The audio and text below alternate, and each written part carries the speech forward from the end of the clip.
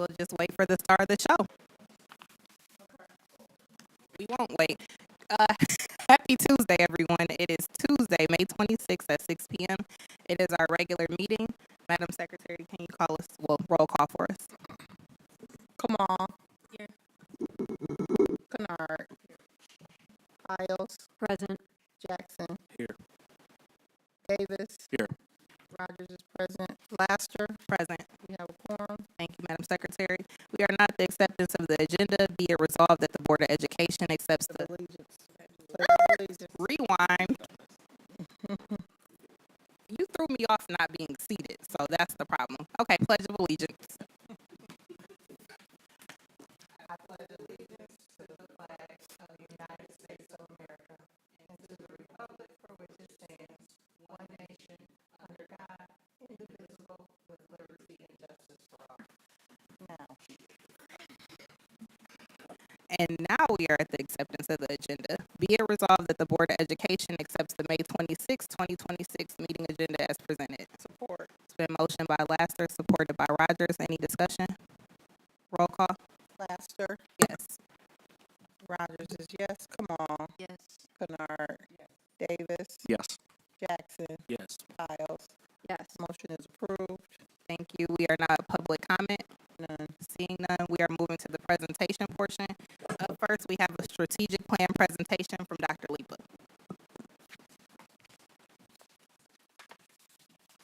Thank you very much, and it's very nice to be back.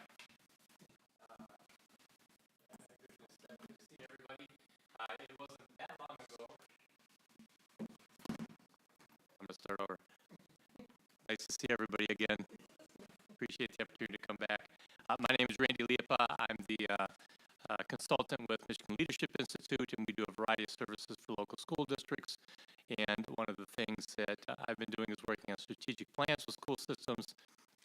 And actually, not too long ago, worked on the strategic plan here at Romulus. And so Dr.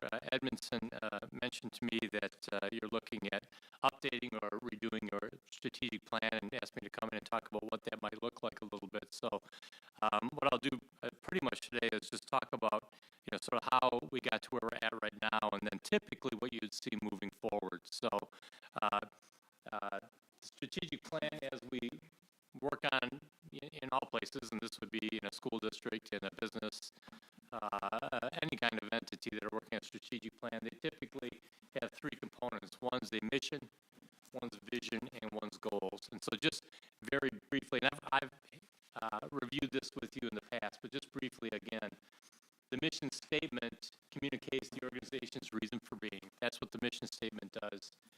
It answers those questions, who we are, what we value, and what we do. And so what you see listed here is the mission statement that the Romulus Schools Committee came up with the last time we did the strategic plan. That was their effort to try to put a statement together that said, this is who we are, this is what we value, and this is what we do. So that's one component of the strategic plan. Then the next component is the vision. And this is probably where the big chunk of the work in a strategic plan goes into place, because this is the aspirational, future-oriented picture of the organization's hopes and wishes for who they are and what they'll accomplish. And so this really answers the questions: who do we want to be? What do we want to become? What do we want to look like in 5 years? What are we thinking about in 10 years? What are we striving for? In our ideal state, in the perfect world, this is what we would look like to serve the students here in the Romulus, or the Romulus school community. And so the vision is a significant portion of the strategic plan. We did a lot of work in that area, and we came up with a variety of different, what we call visionary statements. These are the statements that were collected based on feedback that we received from all stakeholders across the organization. The committee looked at them and said, well, this is sort of what it's telling us. This is what we want to be. This is who we want to become as an organization. And so we came up with 6 different vision statements at that point in time. And then last, you set goals. And so you've got a mission. This is who we are. You've got a vision. This is where we want to go. Big piece. Well, how are we going to get there? We're going to set goals. And so that was the last component of the strategic plan. You want the goals to be vision.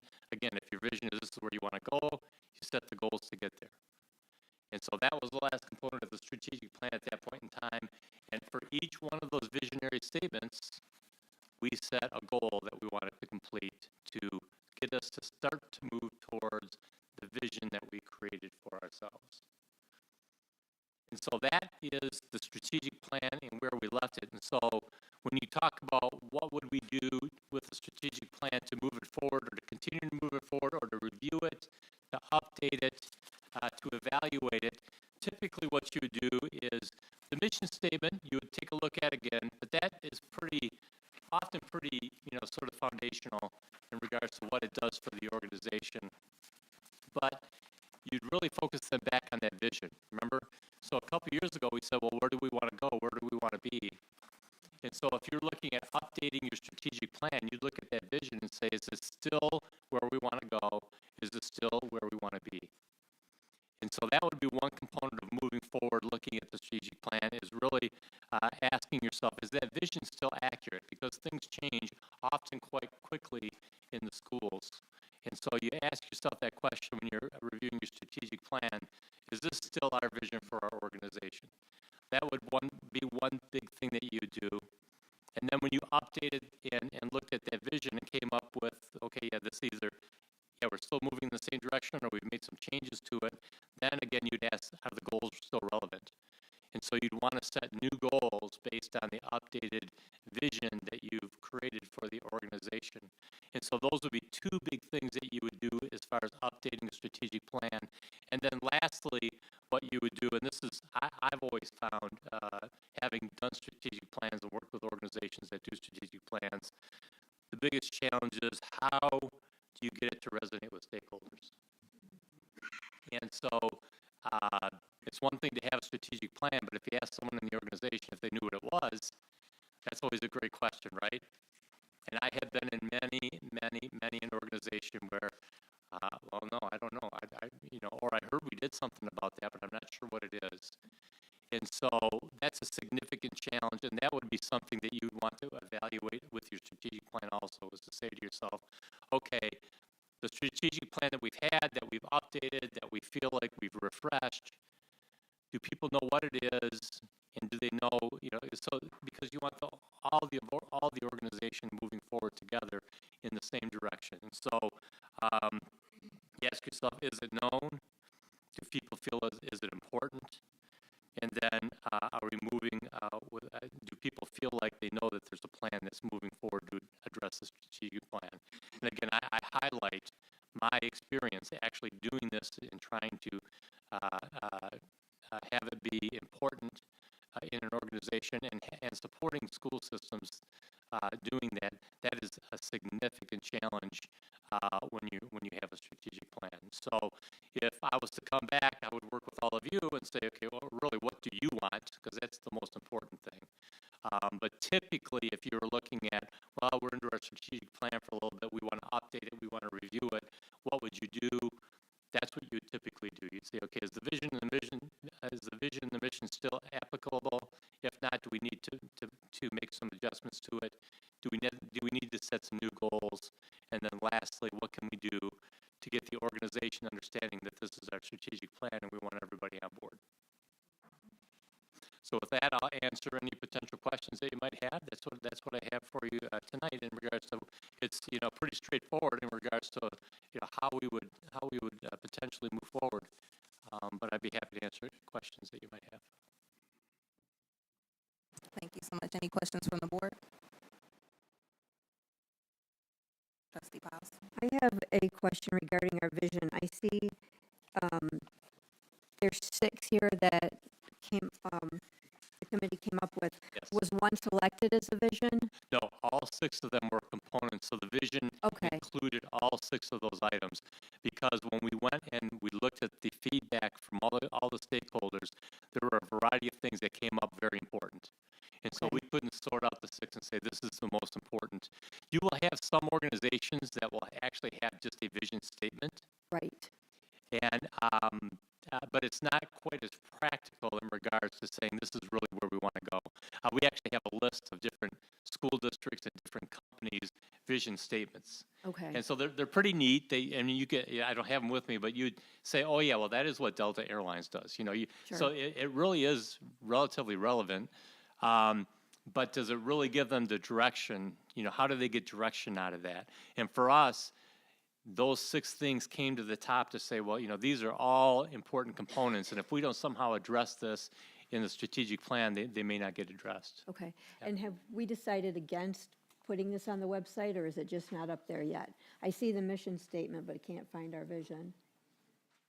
I don't know. I see it here all the time. I don't see it on the website, so I don't readily go to that. But I had a conversation with Dr. Lipa about some things. I'll let you finish, but just about having been through this process now, and now that it's no such thing as over, but I just openly shared how I feel about just the process in itself. So I don't know if we want to do that when he walks out or while he's here, and I will answer any questions, because now having been through it, it's like anything else, like pledging. Now that you're through it, now you understand, and you can look back on it. It's a lot of, anybody can say whatever they want if they're not involved in the process and haven't gone through it. So I'd ask Madam President, if you'd like, I can just tell you what I spoke with Dr. Lipa. So to your question, I don't feel this is nobody's fault. I just felt like a vision statement should be carried by all. It can't be carried by one person, okay? I have my own vision on things, on what I think, and then every time we see this, we all see it. But is it embedded? I don't feel that it's embedded. So when I was talking to Dr. Lipa, I was like, next year or this year when we do it, there's things that I need to see, and that I can't just be the only champion. There's got to be other people that champion this. Same thing with the mission statement. I said to him, I can, you all know what I say, when Romulus Community Schools will be the first high performing, I go into that. I feel that. I feel that in my heart. I can recite it like anytime you want. This one, and I was part of it, okay? But I'm one person that has to deliver it. So I have to deliver it in spite of maybe a whole group of people think differently, and that's okay, because we all have to own it. So I just don't feel that the ownership was there. And this is me reflecting on the whole process, that like there's got to be a better way for us to own it. It just can't be me. Yes, I will deliver it, but how? Like, what does that look like? At one point, I had thought about putting the mission statement up here, because I was like, I know nobody knows it, board included. We look at it, but I don't think that we know it. It inspires and empowers students, I believe. But we've got to find one that gets teachers involved, and they were involved. I know that the group was there. I understand that. But if you were to ask me, well, who were they? I have no idea. I know I was there, but I just feel like these are some things that could go better. Or now that I've been through it, just like I said earlier, once you've been through something, now you can look at it and say, let's hold back on that. From your letterhead to every building, when you walk in, needs to be clear on what that is. One of the things that I said was, what does Romulus value? If I were to ask people, I know we all have different things, but I said to Dr. Lipa, I said, when we work on the next one, we've got to see that. What do we all value, not just as the board, as the community? What do we value here? Okay, there are some things that I value that sometimes I wonder if they're in conflict, for whatever reason it is. I would go in at some point when I present, I can talk about where I think there can be a conflict of, but what do we value? What do kids know that we value? Okay, there's got to be some things that we need to work on, and I said that to him humbly today, just saying, yeah, I'm able to deliver it. If you ask me to deliver something, I can deliver it, but I want other people to feel it. They've got to be able to do that too. I understand what my role is. I understand what my role is, but like how are we able to do all of these things? And then when I look at a lot of the things that when I present the vision or when I present my mid-year evaluation, that there's some things that I'm just going to be open and honest. I will be. I'm going to just be open and honest about things that I think have been a struggle, or things that haven't been a struggle, and things that I need help with, that I can't just do it here, can't just do it with my cabinet. But I will say a lot of the things that we did do are ingrained in our schools, but if you were to ask them, what is the strategic plan? No clue. Just no clue.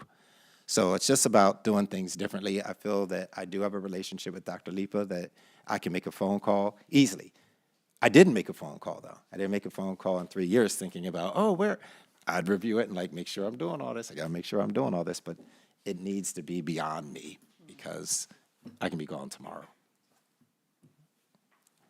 And again, that, what's been described, I would say is just a natural part of the process. There's no place where the strategic plan is implemented and a week later, everybody, number one, knows it, has bought into it, and is implementing it. It takes a lot of work and it takes adjustments. And so, typically strategic plans are considered living documents because times change and focus changes, and you always have things that are going on that sometimes can impede. So it's very, very normal. And the other component that you mentioned, you can do an extension of a strategic plan and add one area, which are core values. And that is where you talk to people about, well, and I've done that before. What we've used the core values for is to say, well, these are the things that we believe, how we're going to behave. That's what core values pretty much do for you. Yeah, this is how we behave as an organization to move us forward. And so, if you get people to buy into that, Yes. it can be very powerful because then everybody has then said, well, wait a second, we agreed that we were going to behave this way. And they have something to hold each other accountable to. So that could be a component that we could consider too as we're looking at adjusting the plan. It's the buy-in, and Dr. Edmondson, you've said this a few times from the table about it can't all be on you. And I think we need to apologize as a board if that has happened. But it gets set here, and yeah, you communicate it, but also there needs to be a level of accountability that at least all of our staff understands the mission and are doing what they can do, to implement that. And as far as the strategic plan, it's okay if people can't, recite our strategic plan or know, oh, here's the board strategic plan. They know that, okay, we got an extracurricular opportunity at this level, and we added a CTE class. So they may not understand that that's part of the strategic plan, but they understand, hey, here's new things happening under this leadership. But back to our mission, the mission states that it's a community that inspires. It's not a superintendent, it's not a board, it's not just one or two teachers, but it's a community that inspires, empowers students to have pride and ownership of their futures.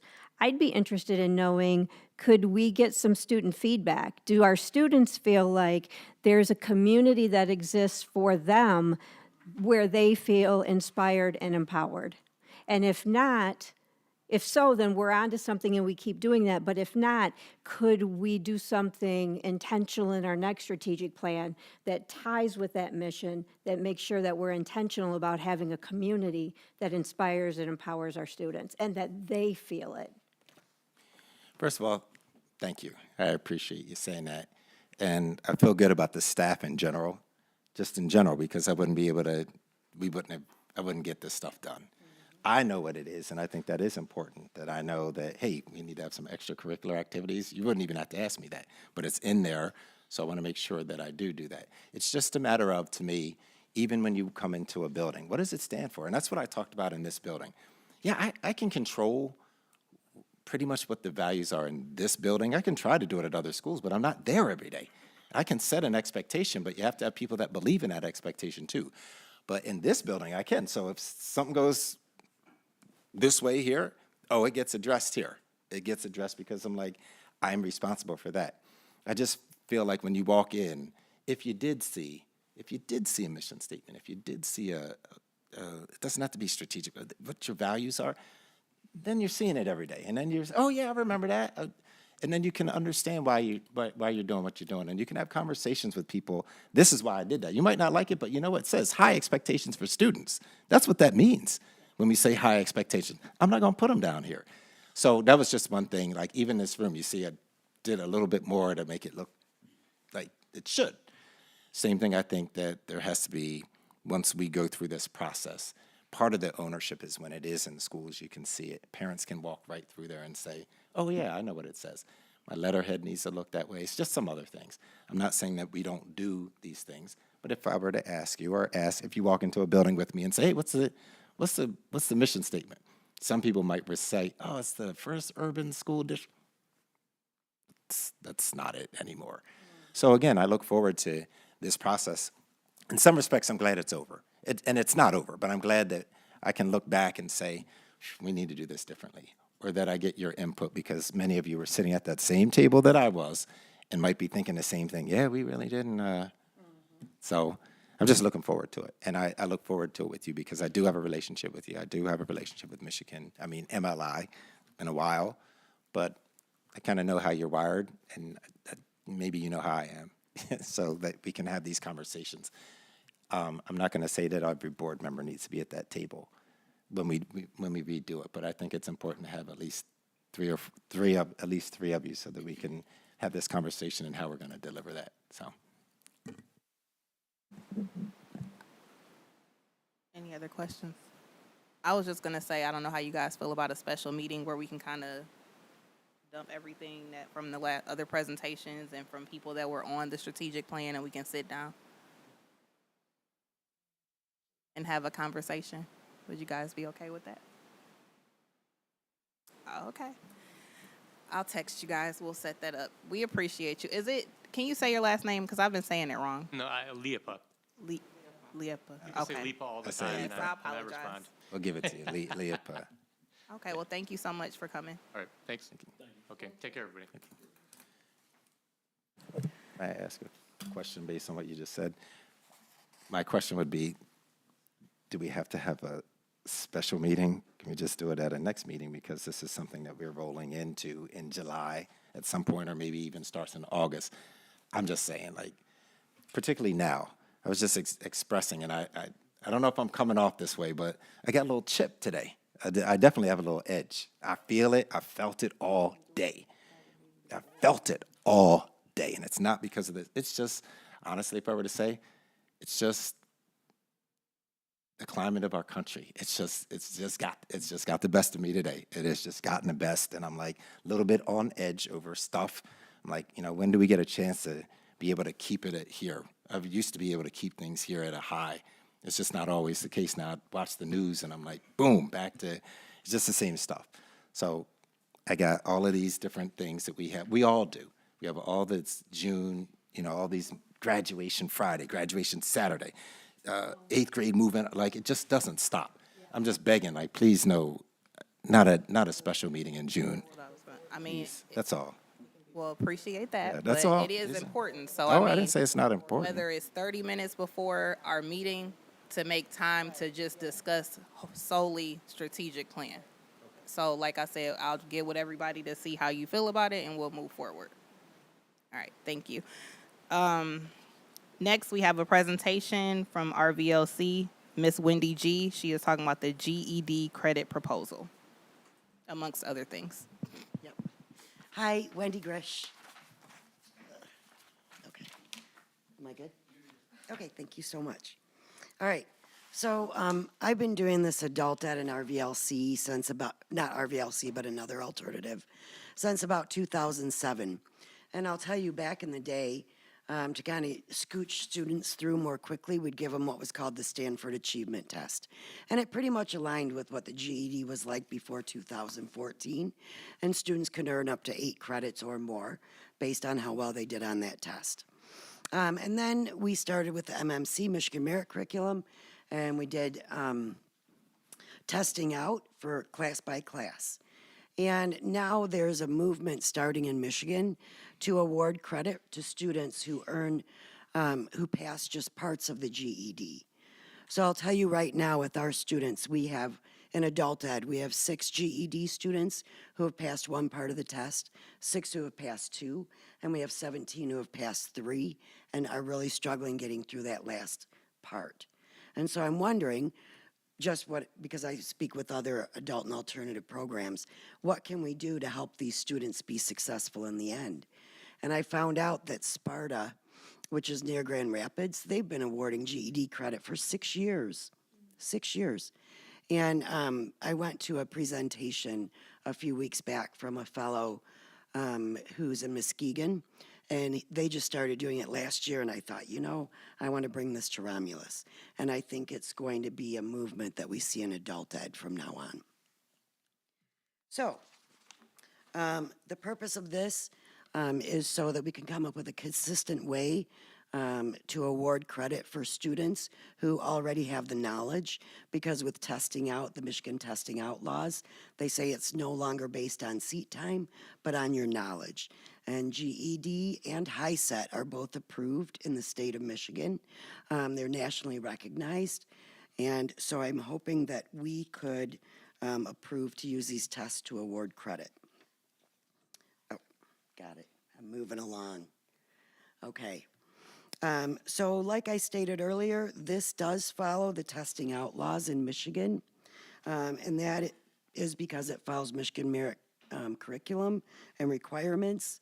We would follow the GED testing policies and the HiSET testing policies. We know that both are secure standardized tests, so I think that would be a good idea. What I would propose is students enrolled in Romulus Adult Ed or RVLC can earn course credit through GED or HiSET as long as they're enrolled and are at least 17 years of age and their cohort has already graduated or will graduate this year. So we don't want to put 14, 15-year-olds into this. It's just not appropriate.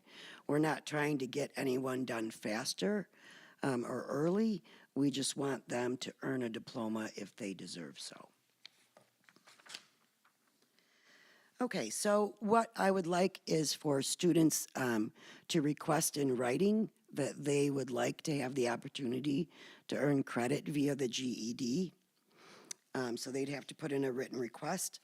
We would look at only official score reports from GED or HiSET, which we can do because we have the managers so we can see the tests. And then we will document what students earn. Specifically, on their transcripts, it would say that these credits were earned by examination, either GED or HiSET, and that these are considered equivalent to credits earned through traditional courses. So I propose for the MMC, any score that they pass with reasoning, and remember a passing score is 145 or higher, they would earn all 4 of their ELA credits because all the standards are covered in those tests. Social studies, 3 social studies credits, science, 3 science credits, math, 4 math credits. And we also do have standard curriculum for our alternative, or for our adult ed students. Standard curriculum is for anyone who is supposed to graduate before 2011. Back when I was in school, I needed, a couple credits of math, 3 credits of English, so we still honor that for our adult students. So for them, if they pass parts of the GED or HiSET, reasoning, again, 4 credits in English, 3 credits in social studies, 3 science, 4 math, any extra can move over to their electives. Michigan Merit doesn't have any electives because we only require 18 credits. Okay, I am ready for questions. I know it's big and deep and a lot. I don't, yeah, just if we could get the presentation for the board to have, but I don't have any questions, but I appreciate it. Just shows how important professional development is and going to classes and learning things and bringing it back Exactly. to do, you know, get Romulus like you've always tried to do since I've met you on the map, and we're doing things that other districts are doing and beyond. So thank you for your hard work, you and your team, and bringing this before the board. Thank you. Yep, Trustee Paus. Thank you for this. And again, thank you for bringing things that the state of Michigan has already said, yes, this is acceptable, but bringing it to us. Otherwise, we wouldn't know. So thank you for this presentation. My question is, you mentioned 18 credits, but the 4, 3, 3, and 4 add up to 14 credits. So where are the other 4 credits coming from? Michigan Merit, the VPAA foreign language, and health and PE. So how do our adult ed students get that? So if they pass all 4 parts of the GED, they have their GED and they can go, right? Okay. But if they pass only 1 or 2 parts of it, all the rest they would have to take in classes, which may Okay. be through subject, which is our next proposal. Okay, so crazy? a student could take the GED classes, take the GED tests, pass them all, and use those as high school credits and take the, and get a diploma or get the GED? They could, but really, we try to scoot them out once they get their GED. They're good to go. All right, Yeah.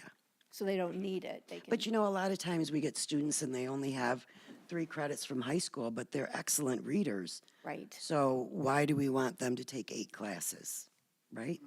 So, Yeah. my Madam pleasure. President. Thank you very much for the information and bringing that forth to us. To me, this reminds me of something like the lifelong learning type of process where it's based on your experiences and they're writing documentation or whatever to earn credits. That's at the higher education level. So Okay. it seems like they're mocking this for the GED. That's what it sounds like to me. And if that is the case, it's similar. There's some similarities that I'm hearing, but I'm not for sure because I don't have the information in front of me, so I'm just speaking off the cuff right now. Gotcha. Okay, so I think it's very important that we recognize that, you know, all walks of life, you know, when we say our students deserve a quality education, regardless of what their needs are, that we as Romulus community schools are providing that and looking into those avenues. And want to thank you very much for doing that. So you're planning on implementing this the next year? I'm coming hoping in the fall, 26, so 27 school year. 27. Okay, well, thank you very much. Yes. All right. Thank you. So next, we have the implementation of the new RVLC platform from, again, Miss Wendy G. Sorry. All right, so, first of all, you might ask, why do we want to change? Ingenuity started out as E2020. I worked at it back in 2007. It's been around, and I'm going to say the updates in the actual content have been few and far between. And I'm going to say that I question academic integrity, how important Ingenuity feels about it. Just to be honest, I really question that.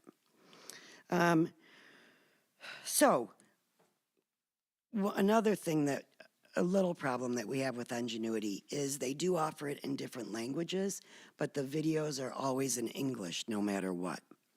So subject, they actually translate the videos as well. So I think that makes it a little more user-friendly for our foreign-born students.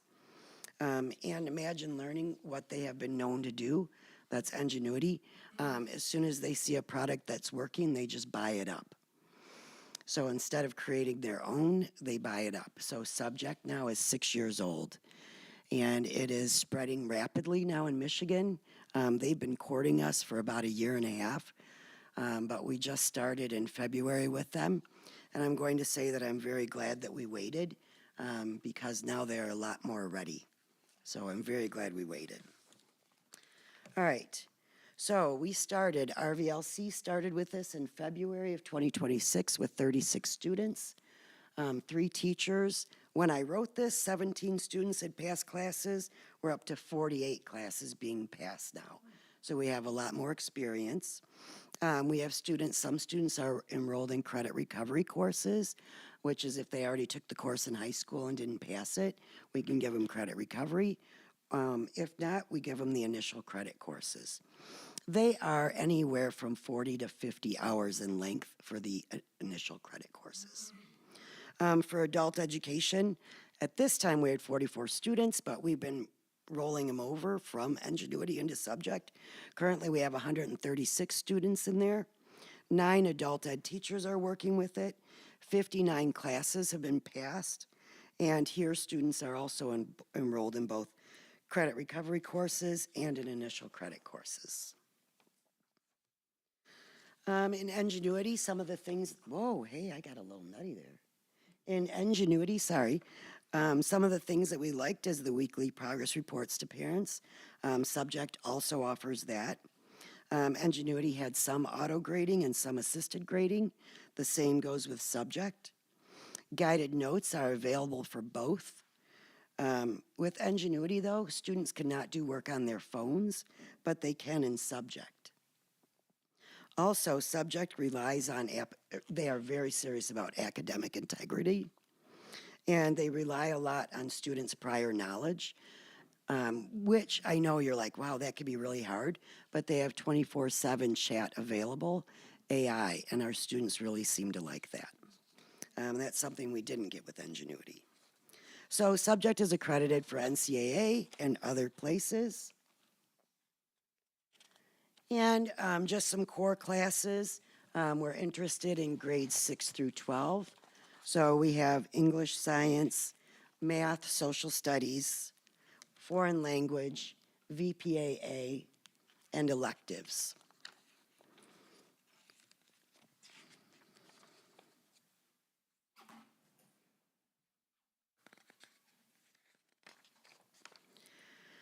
So one thing that Subject is starting to focus on is CTE pathways. For this coming school year, 26-27, they'll have 4 CTE classes available. They plan on having another 20 become available for the 27-28 school year. So what I'll ask with your approval is we would like to have permission to adopt all the classes that they currently have and those that they will have. Does that make sense? All right. Most courses are available 100% in the following languages. And we've already found it useful. We have an ELL student in our middle school who's using Subject quite successfully. Here's what teachers are saying about Subject. They say it's more modern and up to date, and it provides a more interactive learning experience for our students. It promotes deeper thinking and more engagement with content. The videos are shorter and more manageable for our students. The quizzes, assignments, and assessments in Subject include a variety of question formats. Ingenuity was always just multiple choice. Subject encourages higher order thinking skills and more rigorous student responses. And what students are saying, Subject requires significantly more written responses compared to Ingenuity.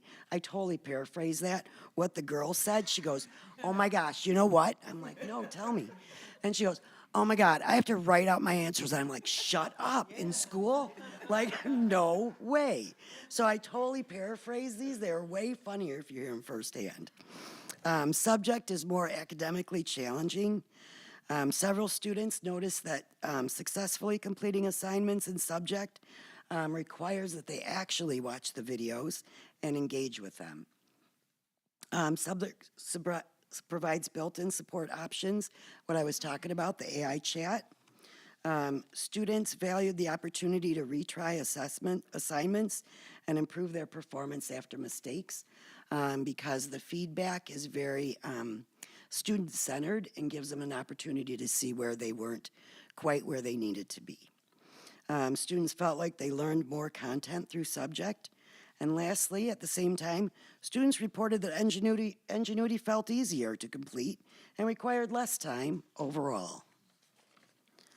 All right, so our proposal is to adopt Subject in place of Ingenuity effective July 1st, 2026, which would be Adult Ed, RVLC, and Romulus High School, including this year's summer school. Any questions? Any questions from the board? A question. When would we need to have the action item in order for this to go into effect for summer school? And is it possible to get that by the time summer school starts? I don't know the date that summer school starts, but I'm assuming if we put it on the next board meeting, we'll cover it all. But So I think we've been presented with it, action item comes, and then the back end of the work is done, so it can go forth if it passes. So we already have this, we'd just be using it? We've Or been would we have piloting to it, yes. purchase more Correct. license? Yep. Okay. All right, thank you so much. Thank you.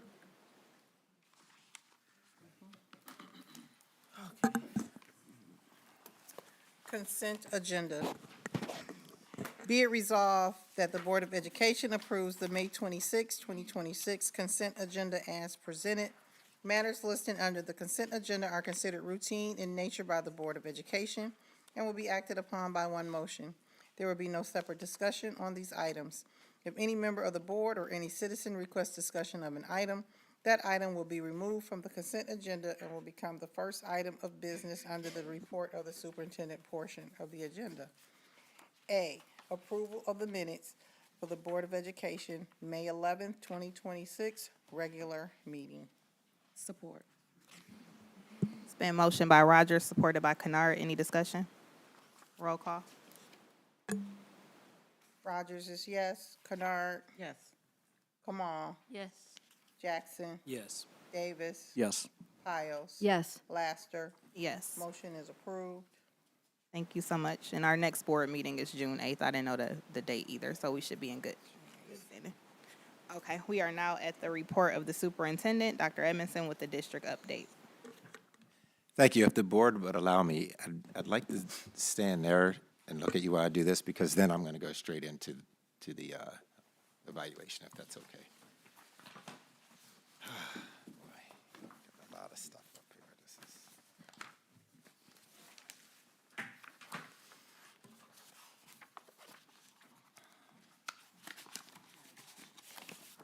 Trustee Jackson knows that I usually say, this is my favorite part of the board meeting, but I'm telling you, it's a little bit. Listen, first of all, let me say good evening to all of you. What I enjoy particularly about this board is you allow me to be me. Nobody's ever tried to compromise me. You know, you allow that, and I appreciate that. You know, just all the nuances, the things that I do, the things that I say, I really appreciate that. And that means something, that I can be me. That I can be me, and I don't have to be somebody else, which I wouldn't be. But I just want to thank you. So I know I wear certain things on my face. Even when I'm at work, I tell everybody here in this building, when I don't say, hey, and I'm all in your face, understand that there's something that's going on. It's usually business. I have to get stuff done.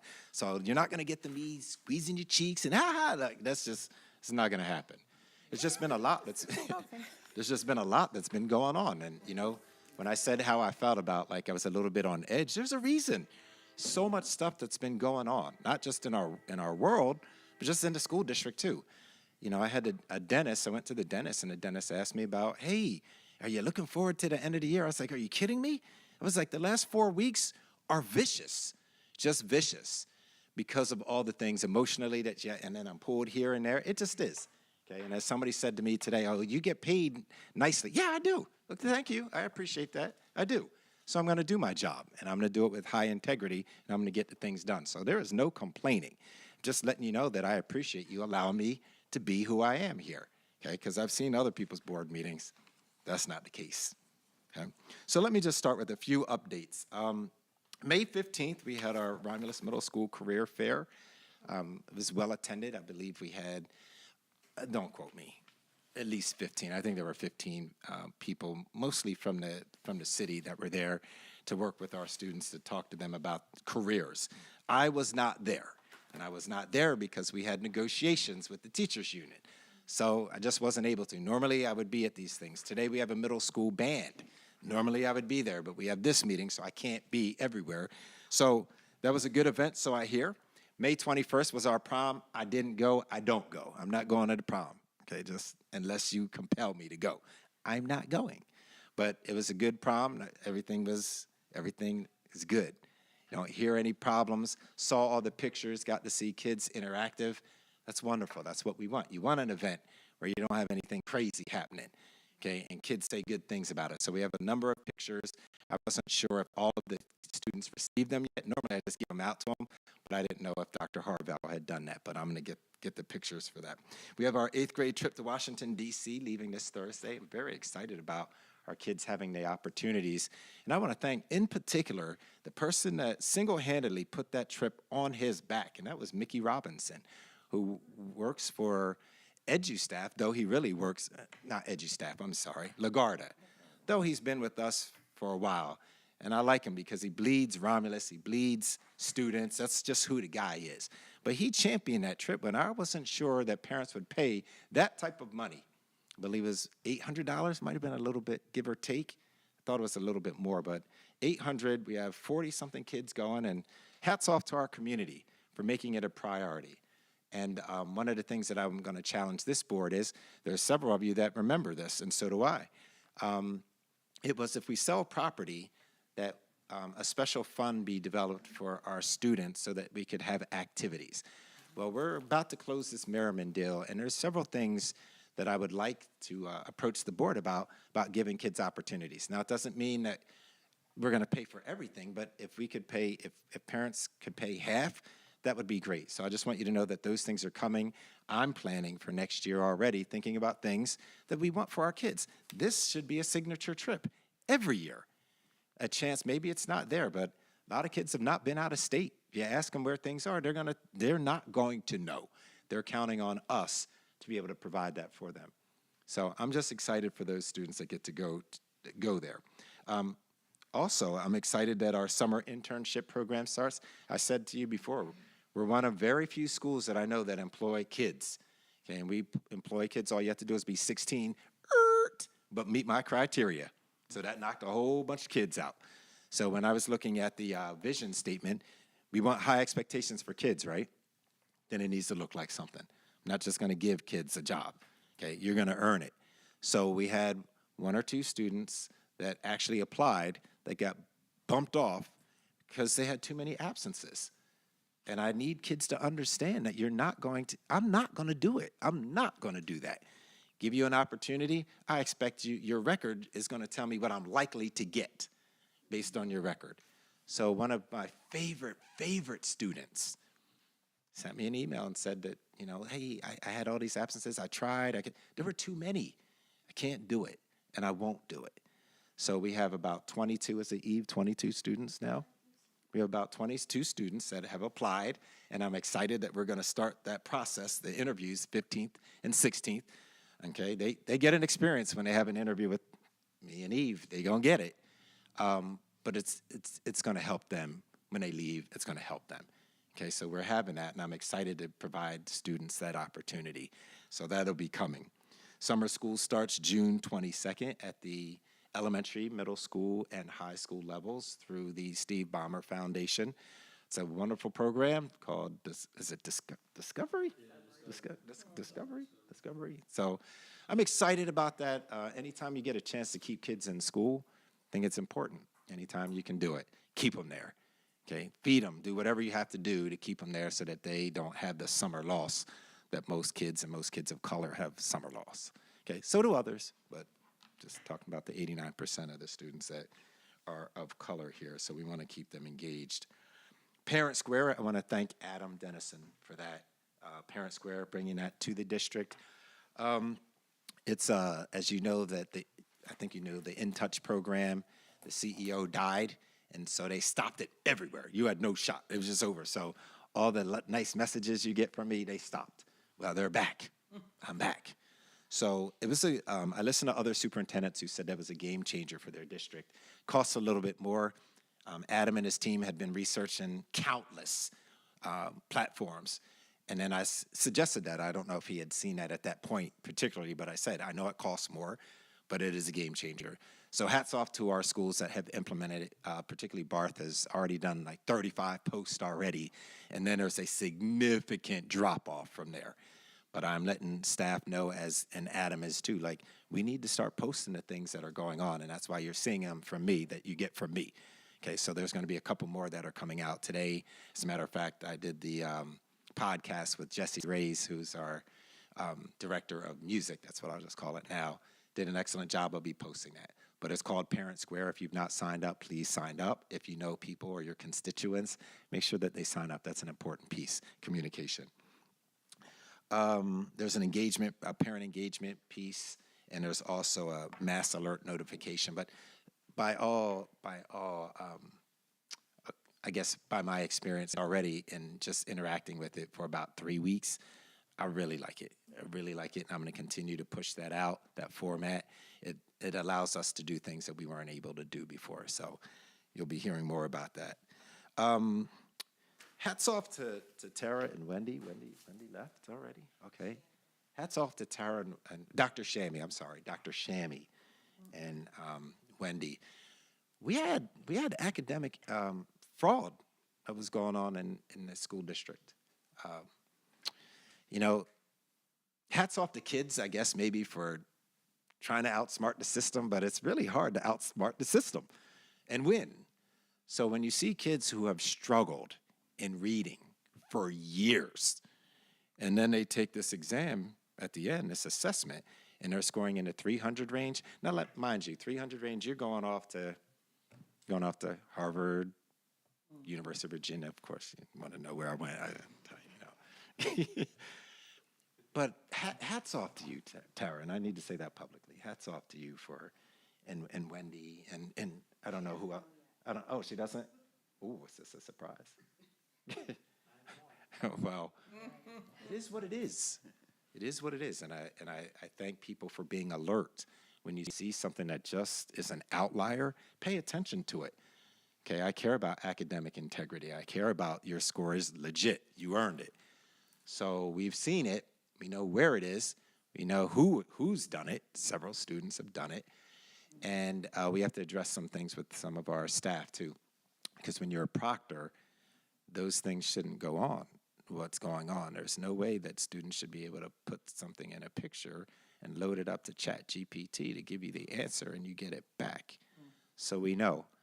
So that's going to be a serious conversation about academic integrity and high expectations, and what's the cost for that?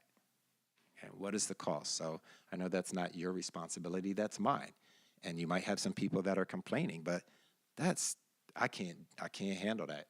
I just can't. You earn what you earn. You get what you get. Okay? You can't feel good that you got a huge score when you're actually reading at a much lower level. So you'll be hearing you'll be hearing more about that. Probably in a board brief or something that I'll give you just so that you know. I'm not going to put student names out there, but it's disappointing, particularly when you know some of them. Another thing that has been hard this last couple weeks is layoffs. Layoffs are hard. Vulnerably, I'll say that was the first time I've had to do that in my career, to lay people off. It's hard. It's hard. You go home with it, you wear it, and you see the people, you feel some kind of way about it. I mean, it's hard. And I need you to understand that, and I know that you do, but just to have the sensitivity with that. I addressed some things with some people, whether it was teacher placement or whether it was layoffs. They are different. They are different. Mm-hmm. A layoff is different than a teacher placement. Okay? Right now, I don't have the energy to address teacher placements because the layoffs are hard enough. When that happens, then we can talk about teacher placements. So if you hear about teacher placements, I understand. It's not like I haven't been a teacher, and it's not like I haven't been involuntarily transferred somewhere. I have, and I cried. And I tell everybody I cried. I didn't cry in front of everybody, Trustee Jackson. No, not me. Not going to happen. But I did cry, and I was only there for a year. And so I understand the sensitivity that comes with being transferred. Layoff, I haven't been laid off, but you know my story. Now I have to talk about layoffs. Okay. So I just ask that we have sensitivity. Things do change, and that's what I'm telling teachers, that you can be placed on a layoff list, and things can change depending on if there's some movement. There's recall language, there's things like that, and we're talking about those things. We've had a great session, a negotiation session today, but I want you to understand. And as I've talked to other students, and I don't have to say this to you, but I'm going to because there might be some students that are looking. If I have a gift, okay, sorry to say, if you have a gift and another school can use it and they really don't have it, then why not you? Okay? My dad always told me, it's not why me. When you say why me, that means it should have been somebody else. Why not you? You can't handle it? So that's in general. Like, I need people to understand if you have a talent, okay? And sometimes schools need what you have to give.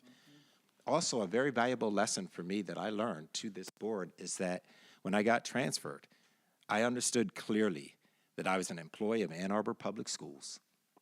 No, not Dr. Martin Luther King Jr. Elementary School, the highest performing school in Ann Arbor, highest and most affluent, and everything else that went with it.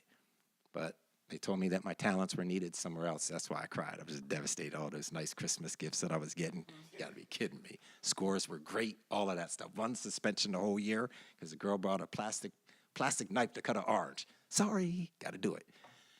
But I understand, and I will work to let folks know it's not something that, it's not a dig, but you work for our district, okay? You work for our district. And I just, lastly, as I said, I just want you to know that there's a difference between teacher placement, and I do feel, having been through a situation like that, but, you know, we have jobs, okay, and some people don't have jobs, so I just say that to you in all sincerity and all vulnerability as well. A couple of upcoming events that I'd like to make you aware of. May 28th is Friday, the adult ed graduation. I will remind you that adult ed has more kids than our high school. What? Oh, but it's Friday, is it not? Yeah, it's Friday. It's definitely Friday. Not Thursday. It's my golf league now. It's my golf league now. I'm just saying. So that's May 20th is the Friday. 29th, I'm sorry. It's the Friday, this Friday, 6 p.m. Are you sure? Yeah, it is 20. So the 30th is the graduation. Okay, so hopefully you'll be there. It's a great experience. If you haven't done it before, it's a great experience.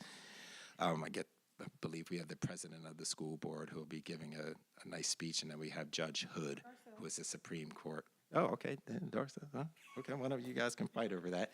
Have a good time. And then two other things. June 4th is the moving up ceremony at the middle school. Now, I need to say this to our Board of Education. Again, I go back to high expectations for students. So I'm going to tell you, we have 30 kids who are not invited to come because too many absences. This is a ceremony for promotion. You have done exactly what we asked you to do. That's what that is.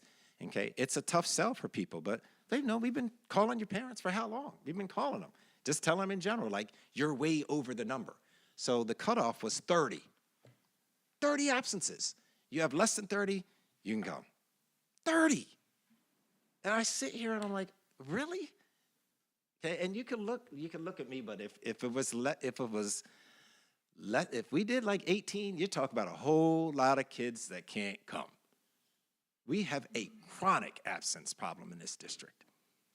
Okay, there's plenty of us that are behind us that know because they see it every day when they walk into the building. What are we going to do about it? So I have for you here, this is just, I'll get to it, but it's the student handbook at other schools. So you can see, that's what a crackdown looks like. That's a crackdown. But what's the response when we do that? Already I have people upset about not being able to have a moving up ceremony, which is about promotion. It's what it's about. It's about promotion. You 30 absences? I'm pretty sure my contract doesn't give me 30. And I'm serious. I'm not kidding at all. Like, it's very rare where you're going to find somebody that's okay with 30 absences. So I just gave you another one to look at because we're going to have to talk about that. So the moving up ceremony, you might have some parents that contact you mad because they're 30. I just can't. I just can't. And I'm just asking for your support. I trust that I have it, but just understand. Can't do it at the high school because it's credits. You get your credits? Good for you. But maybe that we can make a dent, and parents need to understand the importance of having your child come. We don't owe anybody anything. They earn it. And I need to share that with you. So that's it for my district updates, and if I can, well, let me add one more. Kevin Brock, thank you, too. We've been working for a month and a half on this stuff, and feel a little bit better. Feel a little bit better, but just appreciate you being in there. Appreciate your expertise and giving us the leadership that we need from you, so thank you.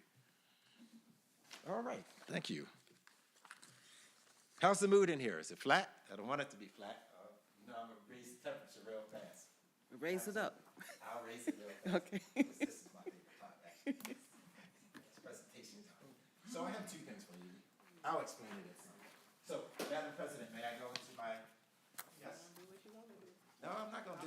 just playing. Go You ahead. do that stuff, you say that, man, Jan. There, raise the temperature. Who's got the, okay, all right, so it's a check-in. Check-in in May. Check-in in May. But I felt good about doing this check-in. I feel really good when I see things like this, when I get an opportunity to look back in a year and see the things that I was intentional about, and some things that maybe I just wasn't able to get to. And that means that, hey, it's something else that we can grab. But I try to make sure that I'm thorough in my presentations and what I do every single day. So you're gonna get to see something. So here's the check-in. Hi, Ms. Rita, it's good to see you again. Huh? How are you? Act like we didn't work together. All right, so my evaluation went on the strategic plan goals that you see. Okay. I knew that. I knew that all year. I was like, okay, gotta make sure that we take care of this and that things are making sense. So you'll see the goals. I think the goals are already in your packet. I think the goals are not mine, not my packet, but I think, yeah, and Randy's. And Randy's. So, I just took the goal, each goal, and then talk about it for a few minutes, because I don't want you to be there too long. I need to be out of here by 7:20, 18. Is that all right? Is that too long? 10 minutes then? Okay, I'll go 10. Specific processes will be created to engage and inform staff and the community about a potential bond. Next, ding. Well, we know how that went. So, the bond is out, we put out a proposal. I said, bond narrowly failed. I looked at it. And I'm going to share, because you're going to see. Implemented bond planning calendar, December 24th. Board meeting preparation, January 7th, 2025. City council presentation, May 12th. Board community engagement meeting, June 3rd, 9th, 22nd, 31st. Bond mailer sent out to neighborhoods, talking about it wherever I could. I'm sure you all talked about it as well. Talk to parents when I run into parents, and then everybody got this bond mailer. Put it out to 10,000 people. So, next. Ooh, this is my favorite right here, Miss Judy. Bond results. Registered voters, 21,000 anonymous. And Wayne Westland. Votes cast, 2,828. A voter turnout of 13.7%. Again, if you were to ask me, would I do it differently? Absolutely. I would do it differently. When you do a special election, you're gonna get lower numbers. You're gonna get lower numbers. Disappointing. The yeses, 1,294. The noes, 1,505. So that you know. City of Westland. So I put these little tidbits here for you. City of Westland, 102 said yes. 73 said no. I'm sitting there like, oh, that's, dang, we got Westland that didn't get Romulus.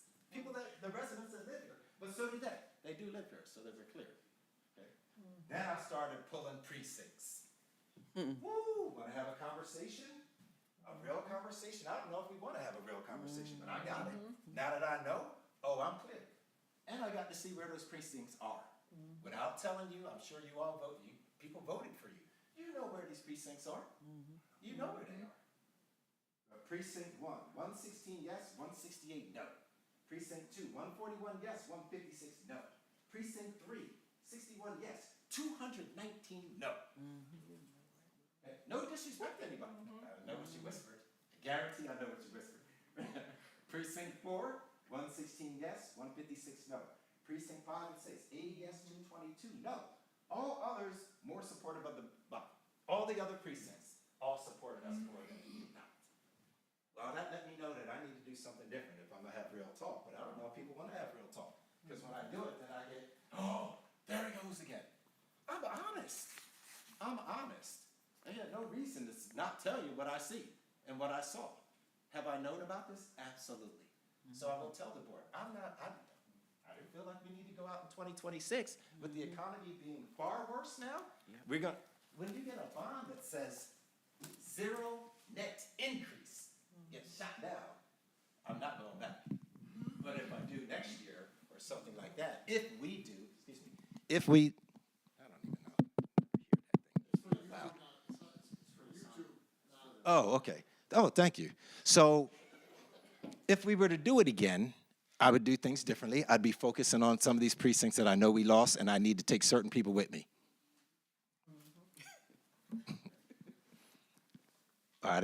We weren't going back yet. I wasn't done. Another thing that I learned from that, I would reduce the amount of money.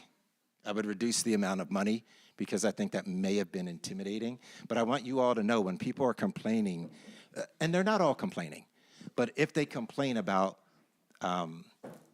taxes, they should complain about the taxes that have dropped off too. The bonds have dropped off. Nobody's going to say to you, oh, guess what? I'm paying less taxes for the school. But the minute that you ask them, if you raise it, then they complain. But you never hear people say, hey, thanks for lowering them. Okay? And you have to talk to people about that. In my conversation with the mayor, too, when we were at the State of the City, the mayor said, no new taxes or no taxes. And I told him, you got to stop saying that. When you live in a community, you pay taxes so that you can keep your schools up. You want to keep your schools up, you keep your schools up, Ms. Miller, then you keep your property taxes up. Your property value of your house. Gotta say that. Okay, we will come out at some point, and you're gonna get taxed. But right now, it's less. It's less. But bonds are specifically to address dilapidated buildings or antiquated buildings to keep up. You can't use your general fund. You don't have enough money to be able to do it. Okay? So I'll just move on. That was just an interesting tidbit for me, Mr. Jackson. Prom. So next, develop and implement one new extracurricular opportunity at the elementary level and one new CT opportunity at the middle school. Come on, y'all. You know I could do that. Really? So just so that you know, thanks to our wonderful athletic director, she's trying hard. Okay, she's trying hard. She's trying to change the culture too, trying to change how we do business. Okay, I'm not going to say she had a deck stacked against her. It's not true, but she already shared in front of the board what we're doing, what we're dealing with. So you see co-ed basketball. It's great. You get to see the kids from WIC winning over there. It's all good. 5th grade co-ed flag football, that's what we're trying at. That shouldn't say 2027. It should say 2026, 2027. That's what we're trying to do. Future Eagles Elementary Basketball League, as you see. And then aviation. I should have taken a picture there. But this is the CTE offering now that is offered in the 8th grade. So you can get a credit in the 8th grade. So here's the thing, though. A lot of kids don't know what credits are. So you say it in the 8th grade, they're like, I don't know what he's talking about. Doesn't make any sense. They don't know. Okay, we got to do a better job. But it's hard to explain it to an 8th grader that you need credit to graduate. So all these classes that you're failing, guess what? At the 9th grade, you stuck. You're not graduating. You're not graduating. So we should do a little bit better job of that. If I can move on, check. It's a prom. I should have gone, I guess. Miss Miller, you were there, right? Yeah, I saw you there. Thank you. Next goal, evaluate newly implemented safety measures for their effectiveness and make necessary adjustments for improvements by December 2025. That's a little bit more rigorous than just saying, oh, we can get it done by 2025. But the Raptor system, I get an alert. If you have had any indiscretions, particularly with kids, and you've gotten to the system as an adult, it alerts me immediately. Do you get it too, Mr. Brock? You get the Raptor, and I get the Raptor, so we know. It'll flag and tell you. So that's working. Okay, that's working. So when somebody comes and picks up their grandkid or their child, and they've been in the system for, for sex offenders, let me just say it, it pops up. We know about it, so everybody gets alerted. That's working very well. Camera system. I don't really want to mention too much, but we averted something January 6th because of that camera system. So the camera systems are working. Thank you, Mr. Dennison, because we're trying to re-up that, aren't we? Trying to re-up those at some point? Yes. Weapons detection system, I think you all know about that. We got them everywhere but here. I'm just saying. Yes, Mr. Piles, everywhere but here. Usually the superintendent, sometimes that position makes people very upset. So, we talked about it. I don't know how physically we could get it done here. It's just the way that unless we redid the whole front of the building. But really, weapons detection systems, they are working, and I will share some data. Phone system, we're going through a new phone system now, too, that's compliant with Alyssa's Law. Did you want to talk about Alyssa's Law? Because I don't know well enough to be able to talk about it. Just quickly. Alyssa's Law is you have to have a separate button that automatically connects to 911. So our new phone system Thank you. So we'll be compliant. And then lastly is the ambassadors that we have that are working. So I'm going to give you a little, well, it's not this one. Next. Oh, you got it. Okay.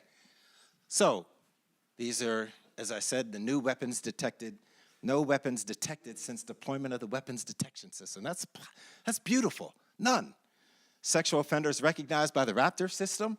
Outdoor camera system identifies visitors, and that worked for us. Ambassador presence minimizes student-to-student and student-staff differences. You understand that, right? That makes sense. Yes.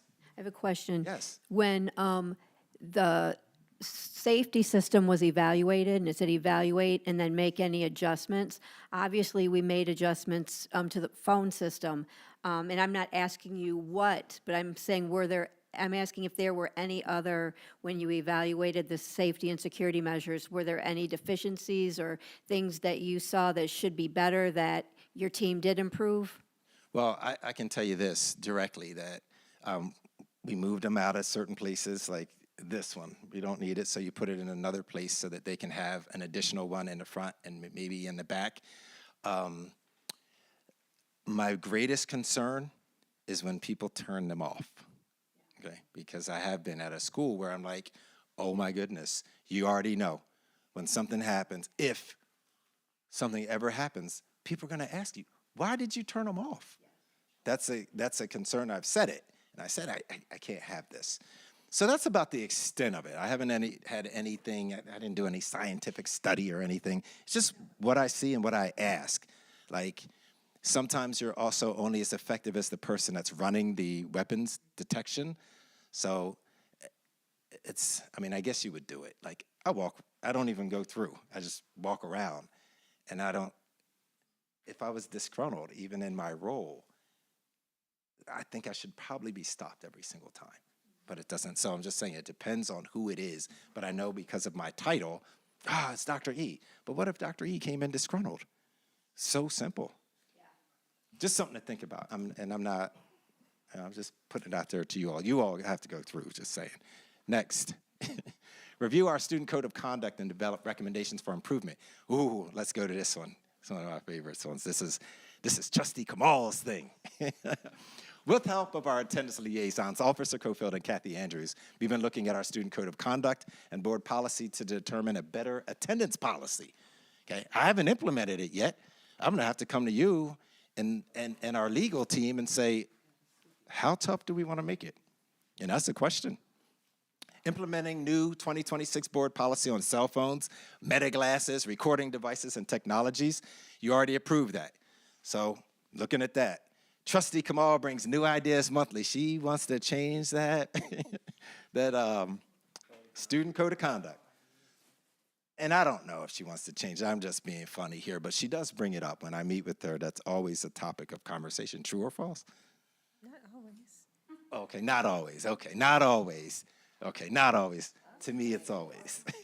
To me. But she does bring it up. That's what I appreciate, that you do bring it up. And then the review of code of conduct infractions annually, I'll look at that too. So if, I don't know if it's this next one, gonna run through these real fast for you. This year versus last year, okay? I don't have to explain it to you, but this year versus last year, disruptive behavior, higher last year than it is this year. Insubordination, higher last year than this year. Fighting, higher last year than this year. There could be a lot of things. I didn't do the data on it. I mean, there could be just less students, okay? Could be the same students. I didn't check to see, are they the same students? But I just look, I'd like to see what are our top three. And then what are we gonna do about it? If you know that this is the case, what are we gonna do? Next, discipline consequences with a 2-year comparison, out of school suspensions, this year, last year, parent guardian contact, last year, this year, I'm sorry. Conference with students, last year, this year. Same thing if I went by schools so that you can see the schools. That's what I do. That's part of my job. I look, how we doing? What's our culture and climate look like? That, at least to me, is a positive. Okay, it's a positive that it's less out of school suspensions. So I would assume that the behaviors aren't. Now that's an assumption, that the behaviors are better. That could be an assumption, and maybe not, maybe it isn't. What I really think that is, if I were to just be direct with you, all relationships aren't the same. They're not. Some people expect from you, and you know, all they got to do is give you a look. That's it. You're going to do what you have to do. Then there's other ones that all schools aren't the same. Okay, all leaders aren't the same, all schools aren't the same, and all relationships aren't the same. If you were to ask me, I would say has something to do with some relationships and maybe expectations. Maybe, but I didn't do a study on that to find out, but that would be one of the things that I would think. Next. Again, parent, guardian conference. Same thing with conference with students discipline. So just gives you an idea of what we're doing. I'd rather see a conference with a kid, a student, than I would see a suspension with a student. So those are kind of the things that you're looking at. Why would the conference with a student be so high? Because the suspensions are lower. That's why you're having a different conversation with them.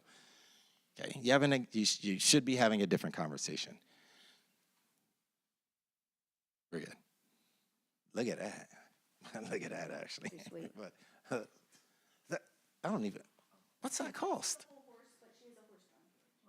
Can't see that. Dr. Edmondson, this that you gave us, is this like a baseline or something you want us to review? I just want you to see. redo I the just code want of you to see. conduct? If you know what our issues are, I just want you to take a look. What if I try to get the board to sneak those in there like what it says? They're serious. Right. They're serious. But you know, with that comes, there's a lot of stuff that comes before that. I mean, you can be serious and you tell parents sort of like the cell phone. I think the cell phone thing, okay, I put things out to parents. I'm going to continue to put things out to parents, but once it's game time, I'm going to have 5 or 6 of them coming up in here furious. Give me my phone, that kind of stuff, even though we do it. But you know what? It'll be hard the first time. Once we do it the first time, then it gets a little bit easier. Moving right We need along. that consistency in the classrooms, and that's been missing. You would be correct. That's how they were used for. You would be yeah. correct. Not all teachers are gonna. Some will be like. So I have a plan for that. I have at least a conversation. Okay. I just don't believe in enabling poor behavior. That's just it. I just can't. It's not helpful. Measure and work to improve engagement at staff professional development activities, participation and value of the activity during the 25-26 school year. Stop. So, okay, I thought about this one too. The TLP has really become the TL me, and that wasn't me. That's Dr. Shammy. The TLP became the TL me. So it's really hard, and I'm like, okay, so we need to improve on this, but I'll still go to what the things that we're doing. But I'm like, I don't know, improve engagement. So that's what you have in front of you. Okay, nobody else has that. One of those is the attendance of staff when it comes to our professional development. I don't know which one, it'll say it on there, which one it says. Okay. It just gives you an idea. Let me see which one. One is, that's staff during holidays, like are they taking off before and after? As I said today during negotiations, we don't have rampant nonsense here. It's just not rampant amongst staff. Not at all. I feel very good. That staff not dipping and dodging when it's professional development. They're not calling off. Nothing like that. Same thing with holidays. You just don't see it. So I'm not going to sit here and say, oh, we got a problem, because we don't. But it's something that I wanted to see. And I was like, well, one of the ways to improve engagement is to see if you have a problem. That's one. See if people aren't even showing up. So I had that information in front of you so that you can take a look and just get an idea of what I do. Eve. So. Time's up. Oh, yeah, it is. It really is. I said something. So this one's real. This one is in lieu of staff meetings, additional staff meetings, we did PLCs where teaching staff can actually do the professional development. That happens on the second Wednesday? Not the third. Second, right? No, I think it's the second. Yes, second Wednesday of every month. So our staff does the professional development for others. A good way to have people who are passionate, people that you know, and people who have an expertise to be able to present some of the things that we're trying to do to move forward. Okay, you can see this, but this is a little bit different. I don't want to say it looks good, but it's a little bit more. Just because you do it doesn't mean that people are engaged. Just because you do it, but that's something that we're going to address more. We're looking at our curriculum too, because we have some issues, I think, in terms of our curricula. So you'll be hearing a little bit more about that as Dr. Shammy continues to uncover and kind of move things forward for us. 721. Hold a minimum of 10 engagement sessions with community, business, and school stakeholders. I'm just going to show you some of the things. Boom. Just some of them. And then it's better to just show you pictures, and that's how I end with the next three. But all of this and more. You already know what's coming up, don't you? Let's do it. Come on, Eve, let's do it. You already know what's coming. There it is, right there. Every time I love seeing this picture, because he knows. The man broke his wrist on this shot right there. Yes, Adam, that's me, that's him. That's right there. Right there, less the cast. But these are, the culinary program that we have, we're getting some traction. Our esports class that we have now, getting traction. We have the Romulus Middle School Career Fair with Judge Oakley was there. We had the career fair at the high school, showing kids the job opportunities that are out there. Keep going, Eve, doing a great job. Expo, the STEAM Expo at the middle school, an opportunity for parents. Career fair, again, this is my money man. He invests money for me, just so the board know. If you're looking for somebody, that's Joe Samples. He's doing it. You know. Our, I know the name. Yeah, no, but it's an event that she has. I can't remember right now. Dang, I had it down. Birdies for Eagles, all the volunteers there. I will remember that because I have another picture coming too. Or maybe not there too. I forgot what it was called. Something with the band. Bandorama. Thank you. Oh man. Bandorama. Some medallion ceremonies for kids that are meeting our standards and our expectations at the middle school. This was our esports where we recognition. They won. I don't know what it was then. I can't remember what it was, but. So any student that went to U of M got a 1-year scholarship to U of M. Yeah. So we've got 2 kids that have gone 2 years in a row, so they've got 2-year scholarships. Oh man, that's great. That's great. So that's some of the things that we're doing in the Student Leadership Summit. We have we did it last year. We're going to do it this year, and it's going to look a little bit different, and it's going to be some different kids. And that might be it, or do I have one more? That's it. Just wanted to give you an idea of what I'm doing here. So thank you so much.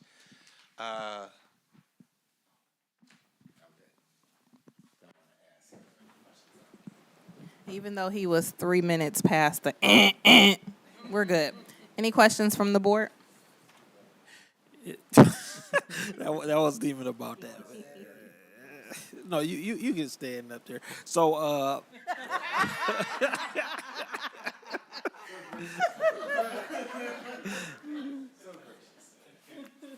so first of all, how everybody doing?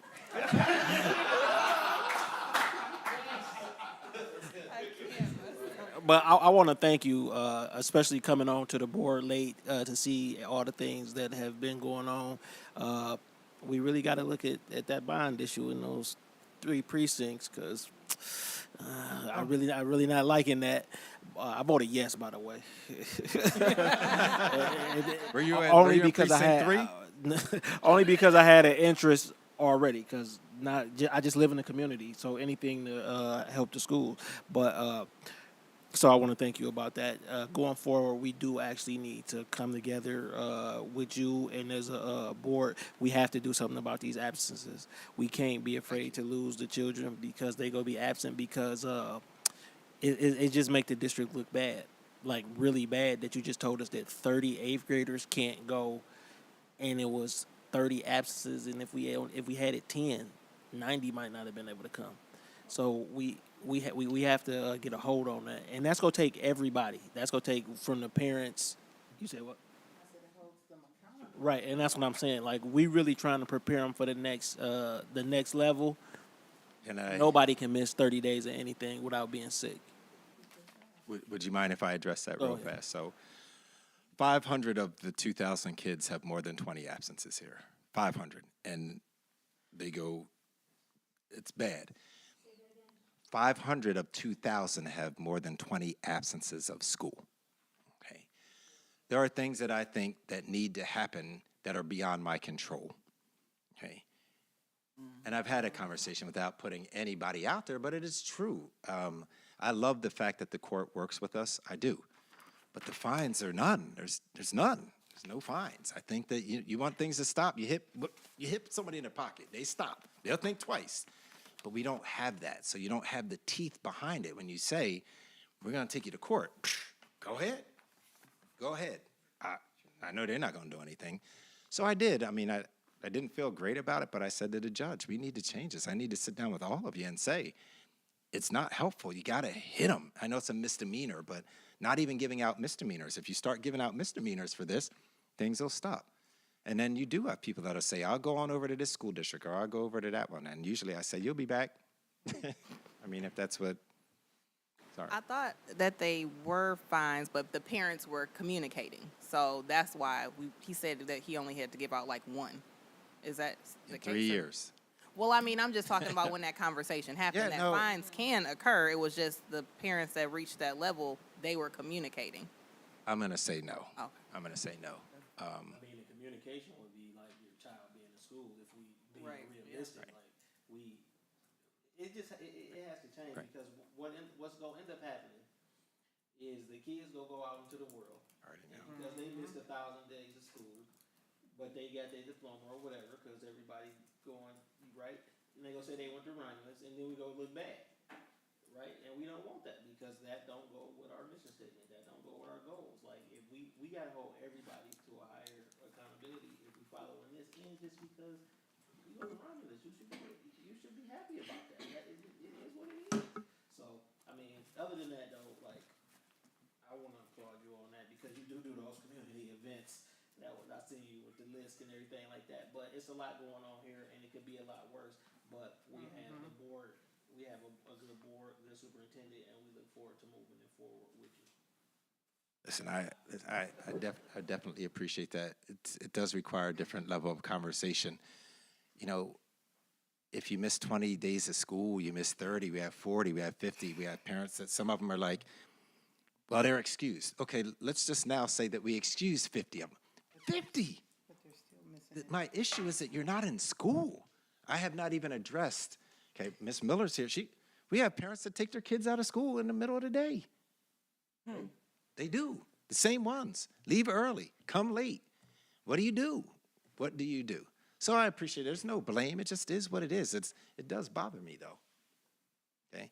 It's beyond giving kids something they look forward to. We can give you something to look forward to, but it's also about relationships. There's a whole lot of things that go into it. But we should have the conversation when 500 of your students have been absent more than 200 times. I mean, 20 times. Any other questions or comments from the board? To the absences, is it possible for us to get, like, because I don't know legally what flexibility the district has, the board has, to implement for policy or for punitive consequences as far as, not going to ceremonies or field trips or whatever. Could we get some, like, legal parameters so that we can maybe implement this in policy and? Yeah, first of all, it depends what we do, but the thing that I always say is, going on a trip and all this, that's a privilege. That's a privilege. I don't have to give it to you. I don't have to give you anything. That's a privilege. You earned it. You didn't earn it. You didn't earn it. This isn't a participation where we just give you a popsicle because you came 2 days a week. You didn't meet the standard of the district. This is a moving on promotion exercise. If you were placed, that's another thing.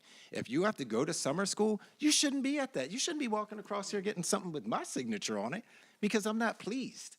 You didn't earn what I signed. You didn't do it. Okay, and it's a hard conversation, but it's part of our society where, hey, I just show up and I'm good. Like, no, you're not. You're not. I will go to any legal, I'll go to anybody. And I have no problem saying, it's got to stop. I don't owe you those things. We don't owe you. And then we do, the killer for all of us is that, so a fourth grader has nothing to do with that. It's your parent. A fourth grader has nothing to do with their absences, but your parent has. Can't parents not being punished? Then the question is, when you're a principal, having been one, man, I want the kid to come. Like, I want the kid to come. Like, you feel like you're punishing the kid for something that the parent did. So philosophically, that is very difficult. But I feel like it is what it is. This is the standard. You better prepare kids for what it is now, because they'll be sending me an email asking me, hey, you know, I wanted to be a counselor, but I don't have the attendance. Oh, okay. Okay, you don't have the attendance. So if we can just start being consistent, I'm with you. I would like to be able to help. I'm not trying to be super punitive, but I just think you have a problem. If you've missed 20 days of school, 30 or 40, you've lost something. Probably don't know how to do some of the minor things. Thank you. So, we good? Do you want to ask me about the student code of conduct? Or? Not right now. Are we good? Thank Thank you so much. I Dr. appreciate Anderson. that. All right, moving on, we are at the report of the Executive Director of Administration and Human Resources, Kevin Brock, with 2 action items.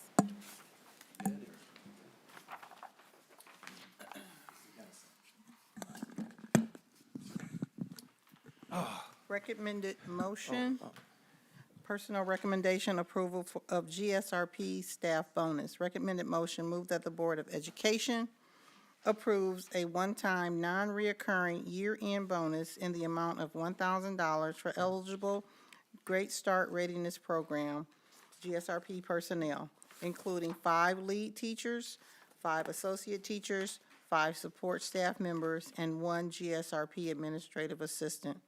Rationale: during the current GSRP program year, the district experienced several operational and budgetary changes that resulted in unexpended program funds. These factors included a carryover balance from the prior year, the closure of a classroom due to low enrollment, voluntary layoffs, staff resignations that remained unfilled, and the program year ending earlier than originally anticipated. As a result, sufficient funds are available within the existing budget to support a one-time, non-reoccurring year-end bonus without negatively impacting the program operations. The implications is their account code, and exhibits are none. Support. It's been motioned by Rogers, supported by Kennard. Any discussion? Can I speak to that just really quickly, just so everybody understands the pot of money that this, because you have a motion before you this evening that also has some names for layoff and an elimination of a position.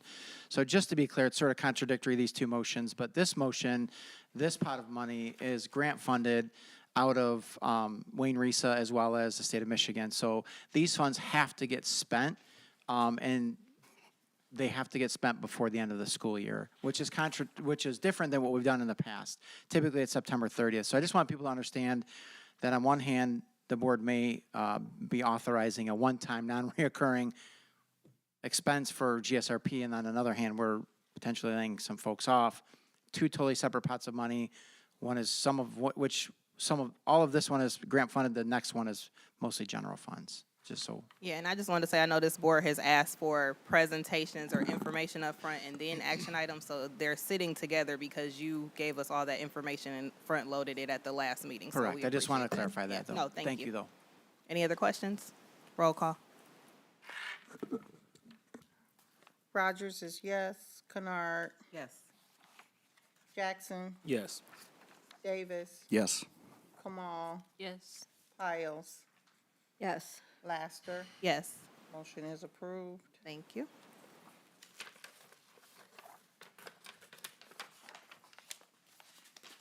Next action item. You want me to read it? Resolution to lay off district staff and position elimination. Ramos Community Schools, Wayne County, Michigan. A regular board meeting of Board of Education of the district was held in the administration building located at 36540 Grant Road, Romulus, Michigan, 48174, on the 26th day of May, 2026 at 6 p.m. Meeting was called to order by President Laster. President was Laster, Piles, Davis, Jackson, Kamal, Kennard, and Rogers. The following preamble resolution is offered by, I guess we need to read this first. Yeah, read it first. Whereas the board has thoroughly reviewed its projected fiscal conditions for the 26-27 school year, program needs and enrollment levels, and staffing requirements. On the basis of these factors, have determined that reduction in staff is necessary as being in the best interest of the district. 2, the administration has notified the affected staff of the contemplated staff reduction. 3, based on the criteria for layoff in Section 1248 of the revised school code and board policy, as well as standards pertaining to certification and qualifications of staff, the administration has recommended the layoffs of the following staff pursuant to the necessary reduction in personnel. The board has further determined that the position of the dean of students is to be eliminated effective June 30th, 2026, due to organizational and operational considerations, and that the individual employment contract associated with that position shall be terminated accordingly. Now therefore be it resolved, and the following staff are placed on layoff or termination status effective June 30th, 2026, and their services are discontinued as of that date and will not be required until further notice. Let me read the names. Logan Good, John Hill, Alicia Lux, Sierra Morin, Shannon Moore, Eric Soswola, Eric Val, and Lisa Wysocki. The board hereby eliminates the position of Dean of Students effective June 30th, 2026. The employment contract of Simona Miller, Dean of Students, is hereby terminated effective June 30th as a result only due to the elimination of the position. The superintendent is authorized and directed to notify the staff affected by this resolution in writing that they have been placed on layoff status effective June 30th, 2026, and their services have been discontinued and will not be required until further notice. The superintendent is authorized to take all other measures necessary and proper to implement the foregoing staff reduction.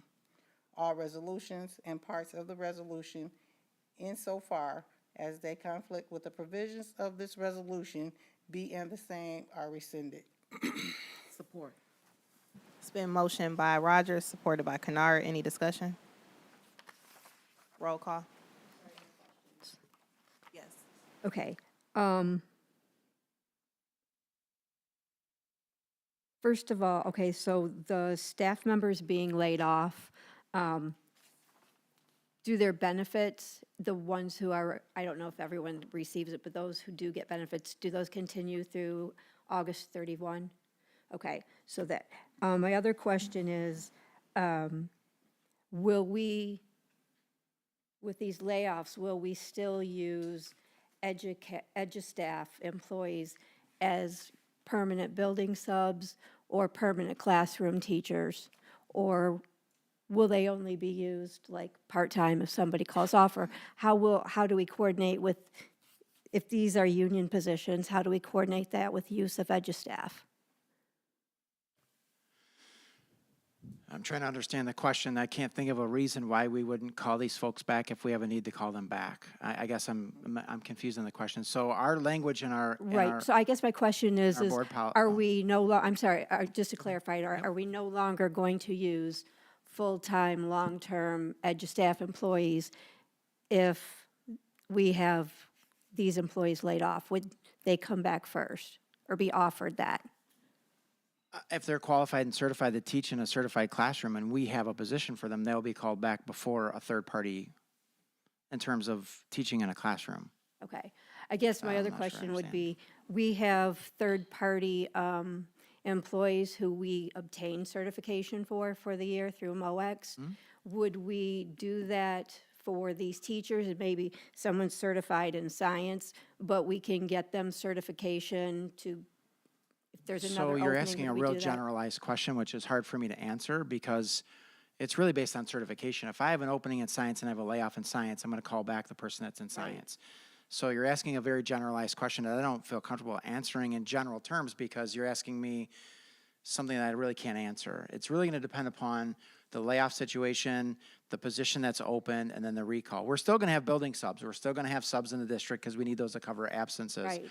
the contract does not, the teaching contract does not stipulate that I have to provide through a third-party contract those folks being laid off a job through the third-party contract, if that's what you're asking. No. I'm asking, let's say someone's certified in science, but we have an opening in English, and they're a certified teacher, but not in English. Would we apply for the certification through MOEX as opposed to getting an EduStaff I mean, that's a employee? potential. I mean, with- but that's not a recall. That's not part of our board policy. Brock, let me answer, let Yes. me help you out there.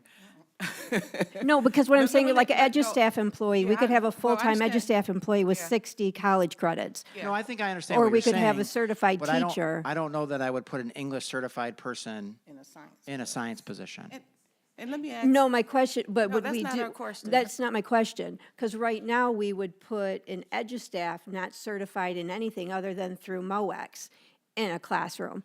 My question is, would a certified teacher have preference in getting that MOEX one-year certification over an EduStaff employee doing a whole year? Conversation that I can have. There's no contract language or board policy that stipulates that. Okay, and I'd be I was open to just asking calling because that of the person to union. say, hey, are you interested? That would require you to get another Yeah, that- temporary certification.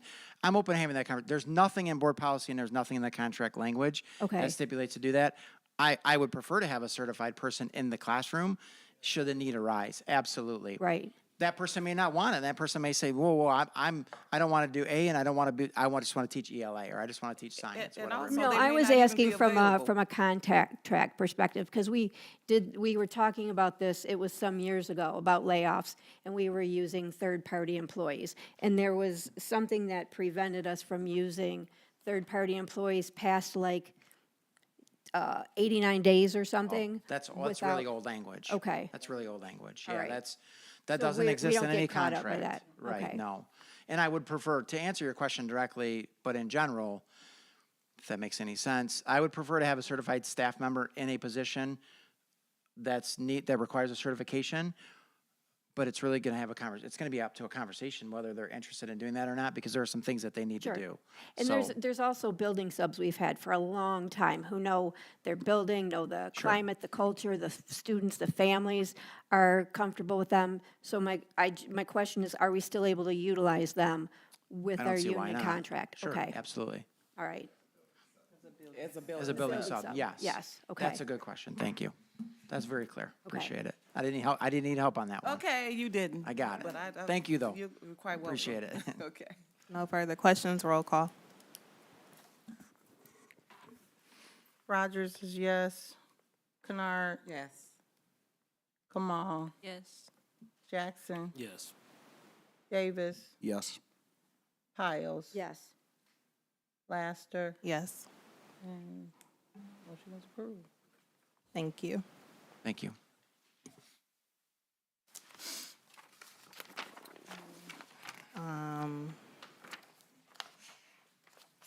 Everyone that was listed on the list, we do want to say thank you. Ms. Miller, you're here. Thank you for your service and everything you've done for our district and our students, and I don't think this will be the last time we see you, respectfully. But thank you. All right, we are now report of board subcommittees. Nothing? All right, we are now at my report. We can go ahead and go with the action item first. Someone can read that from Wayne Risa. I'm making sure I can read today, right?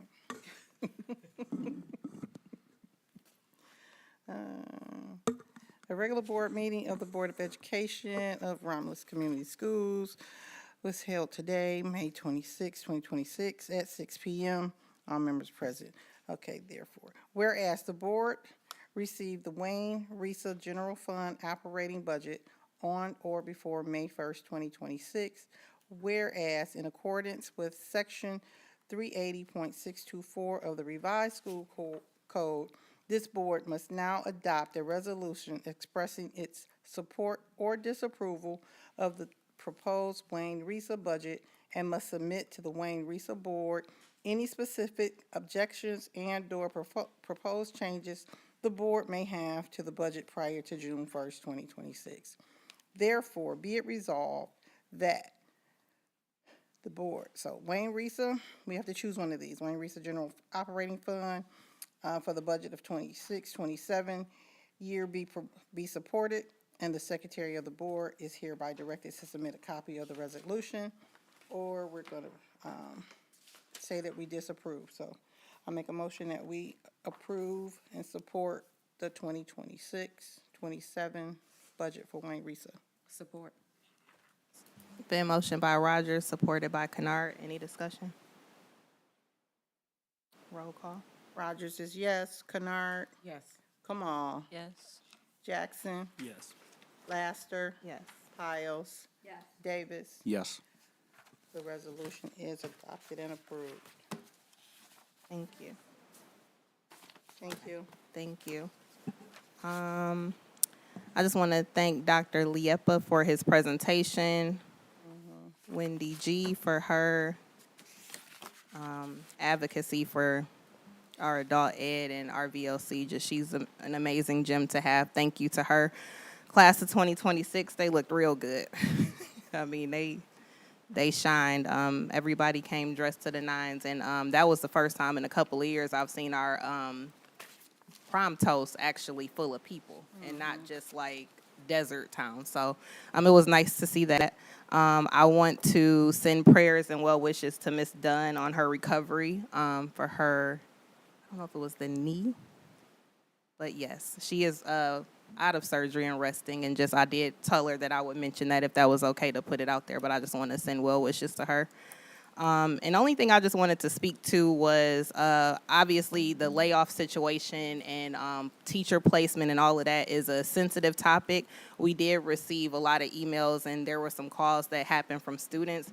Always, I feel like as this board, we welcome that. We like students to approach us, to talk to us. We want them to use their voice. It's just about the respect factor. When you do come to the board and you send emails, it shouldn't be like Twitter fingers, like out of disrespect. And I think we did receive a couple of those. And just, it was kind of disheartening. And I know it was from passion, but it was very disrespectful and distasteful on some end. So we did respond to some of the students, and like I said, I appreciate the passion because a lot of it is, I could think about if I was a student back then and something is happening to my teacher, I probably would have rallied behind and done it a certain way, because if you would have reached out to my mama, I would have got in trouble.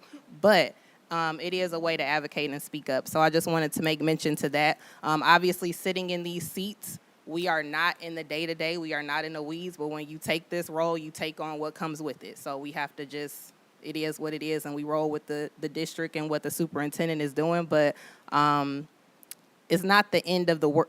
Not saying it's not the end of the world, but it's not the end date. So things can change and happen. So I just want to say that from the conversations that have taken place, because there were some conversations that happened that I felt like were a little early from my lens, and knowing that some things can shift and change on some ends. So I just wanted to speak to that, and thank everybody for coming, and thank you, Dr. Edmondson, for your presentation. Trustee Kamal? Treasurer Kennard? I would just like to thank those who stayed with us this afternoon, and the presentations that they presented to us are very informative. Some of the things, and I concur with our president in terms of the layoffs. That's a tough decision when you have to make those types of decisions. It's not an easy thing personally, as well as collectively as a board. And so that we just want you to know, those who are on the list, that it's not being taken lightly. And we're hoping that in the future, if you're still around and when things happen to change, that you will consider Romulus Community Schools. And this is not just a Romulus thing. I've been reading things. As a matter of fact, I traveled to Kentucky, Tennessee, where I attended a graduation. And those are the conversations that I was hearing across this nation. It's just not just of Michigan. It's just not a Romulus thing. It's happening all over right here in our backyard to our neighboring districts as well. And I want to thank you very much for your service. I see you're sitting there. We're not taking it lightly. And to our graduates, congratulations. We look forward to seeing you on Saturday. And thank you very much. Dr. Edmondson, I took a lot of notes. on things that you were saying. And I was looking at this mural here. And I'm like, okay, I thought it was back here when I saw it, when you sent it to the board, but when I walked in today and I saw this blast, you know, with the eagle and his talents. And I said, tomorrow starts today. I says, well, okay, how about today is today? That's where you've moved us. Today is today. Thank you. We'll pass the collection plate to Treasurer Kennard. All right. Madam Secretary. She did go to church a little bit. What did you say? Oh, I said, no, I No, I said to her. didn't. I No, I missed said to it. her, that doesn't count as going to church for her. I'm making that statement. I concur with Madam President and what my colleague has said as it relates to the layoffs and things. I'm dealing with that myself, so it's not just here, it's everywhere. Ms. Miller, you are a pillar in this community, in this school, and I thank you for all your dedication that you have given to our babies. You know, keep your head up. There's all, you know, to say conversations are still going on, so the end is not the end, but, you know, we just don't know. The presentations that we had, Miss Wendy, whew, she did a whole lot of research, her and Dr. Shammy there. It's good to hear that there's a different platform out there, because that E-2020 is, but it's good to hear that there's a different platform for our, you know, adult ed and our VLC, especially our high schoolers that need those credits. They need to be challenged, you know, and doing it with the E-2020, it was not getting it. We want to make sure that they are set up for success and can move on and matriculate through. But I want to thank everybody that stayed for tonight. Looking forward to graduation on Saturday. Trustee Jackson. Hey, how you doing? I love it. Oh, nothing? Oh, wow. Put that in the minutes, please. I'm just like, no. Sorry, y'all. Trustee Piles, I apologize. Nothing. Vice President? Wow, y'all real quiet. We handled it all then? Okay. Dr. Edmondson. Thank you. To your point about students. So it's funny, there's accountability. It doesn't matter how old you are, there's accountability, because I sat behind somebody who sent an email, didn't send anything to me, been talking to me all year.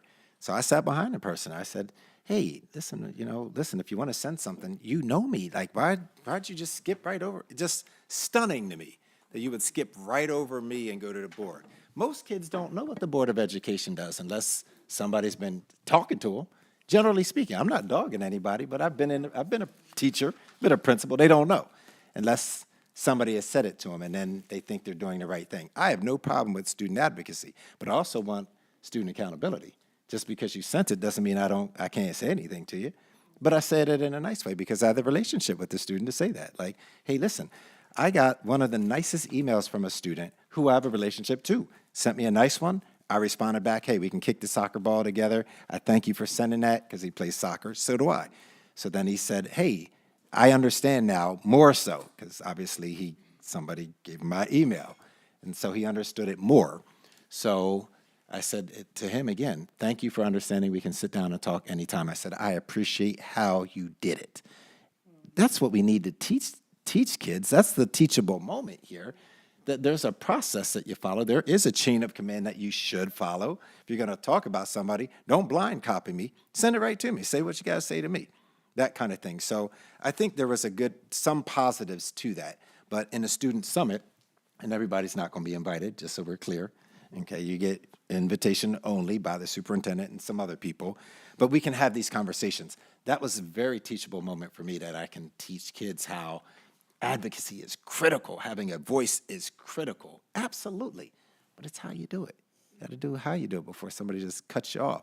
So I'm going to address that in our student summit that'll happen in the third week of July. I think that you may have seen, I try to communicate, I don't want to say I over-communicate, but I communicated to staff about 3 pots of money. All money is not created the same at a school district. When you're laying off, you have to hit the general fund. You don't hit the other ones. It's the general fund where you have to figure out how to free up some money, and then it allows you to be able to do some moving of monies and things like that. But it is the general fund That's different than the other one. So you don't, I'm assuming you know what I'm talking about, but check out the email that I sent, that I explained it to people. Because you don't understand. If you're not a superintendent, you don't get it. Most people don't get it, okay? Until you sit in the chair, then you have to figure it out. Or somebody works with you to understand that all the money are not the same. So when you do that, I have to look at general fund first, because that's the thing that pays 85% of our staff. So if you can free that up, you do that. Two more things. I stand corrected because I said that I have never been through layoffs. I believe when I first got back, we laid off MetaLab at some point. I think that was there. So I just wanted to clear that up, that I was around. That was much more controversial, but I remember. So I wanted to clear that up before somebody said, no, you were there for that. I definitely was there for that, and I do recall that. So just wanted to put that out there, that